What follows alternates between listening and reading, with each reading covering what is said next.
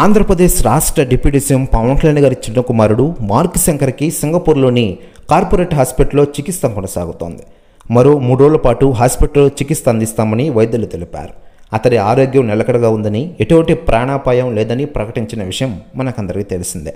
దీంతో ఆయన అభిమానులు సంతోషం వ్యక్తం చేస్తున్నారు. కాగా మంగళవారం అక్కడ జరిగిన అగ్ని ప్రమాదంలో బాలుడి కాళ్ళు, చేతులకు గాయాలు కావడం, ఊపిరితిత్తులకి పొగ వెళ్లిన విషయం మనకందరికీ తెలిసిందే. ఈ నేపథ్యంలో పవన్ కళ్యాణ్ గారు తన సోదరుడు చిరంజీవి గారు మరియు సురేఖతో కలిసి హైదరాబాద్ నుంచి సింగపూర్ చేరుకున్న విషయం విదితమే.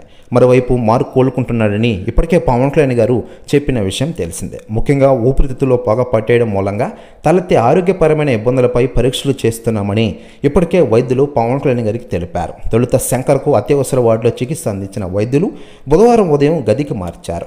మరో 3 రోజుల పాటు పర్యవేక్షణలో ఉంచి పలు పరీక్షలు చేయాల్సి ఉందని వైద్యులు తెలిపిన విషయం మనకందరికీ తెలిసిందే. మరోవైపు లేటెస్ట్గా అందుతున్న సమాచారం ప్రకారం మార్క్ శంకర్ ఆరోగ్య పరిస్థితి గురించి ఇప్పటికే ప్రధాని మోడీ గారు పవన్ కళ్యాణ్ గారికి ఫోన్ చేసిన విషయం విదితమే.